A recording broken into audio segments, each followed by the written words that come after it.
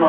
এরপরে বলতেছে, তিনি আরো বলেন যে শাওয়াল মাসের ভিন্ন ভিন্ন দিনের রোজা পালন করাও কি আছে, জায়েজ আছে। তার মানে হচ্ছে না জায়েজ নয়।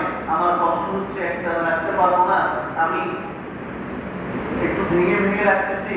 আমি যদি শনিবারে একটা রোজা রাখি, আমি যদি সোমবার একটা রোজা রাখি, আমি যদি শুক্রবার একটা রোজা রাখি, অথবা রোববার একটা রোজা রাখি, তাহলে কি হবে? আমার এই 6 রোজাটা কি হয়ে যাবে? পালন হয়ে যাবে। এরপরে আসি আমরা, তাহলে এটা শাওয়াল মাসের প্রথম যে ফজিলতের বিষয়ে কথা বলা হয়েছে, প্রথম যে আমলের বিষয়ে কথা বলা হয়েছে, সে আমল সম্পর্কে আমরা জানলাম। শাওয়াল মাসের 2 নাম্বার যে আমল, সে আমলটা হলো কি করা? বিবাহ বন্ধনে আবদ্ধ হওয়া।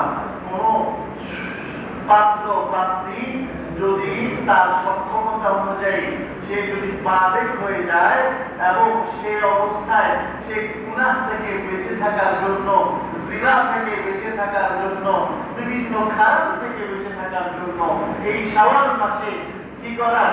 বিবাহ করার ব্যাপারে রাসূল সাল্লাল্লাহু আলাইহি সাল্লাম গুরুত্ব আরোপ করেছেন।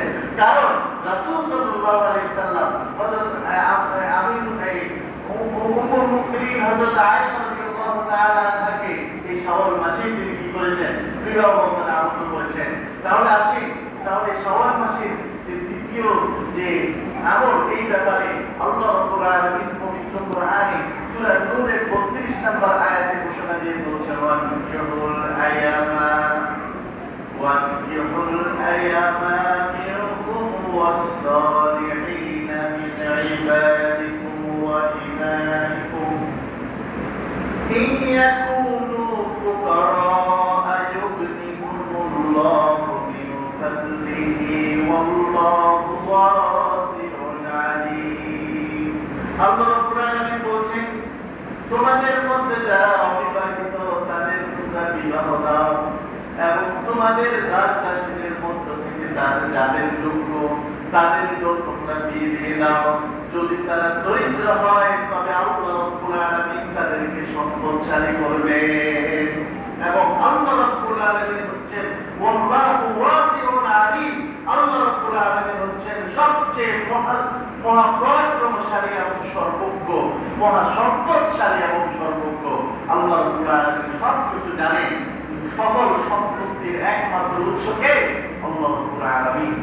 এখানে একটা গুরুত্বপূর্ণ কথা বলা হয়েছে।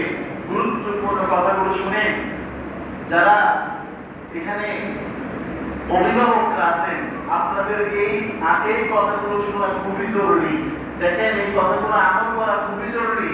আপনার একটা উপযুক্ত পাত্র অথবা পাত্রী রয়েছে, আপনি তাকে বিবাহ বন্ধনে আবদ্ধ করেন নাই, আপনার কারণে সে বিবাহ বন্ধনে আবদ্ধ হতে পারছে না, অথবা অর্থের দিক চিন্তা করে সে বিবাহ বন্ধনে আবদ্ধ হচ্ছে না, সে বিভিন্ন ধরনের বেশ্যাপনা, বিভিন্ন ধরনের জিনার মধ্যে সে যদি আটকে যায়, তাহলে এর একটা আমল আপনি, আমি, আমরা যারা বাবা মা রয়েছি, আমাদের উপরে এর দায় চলে আসবে।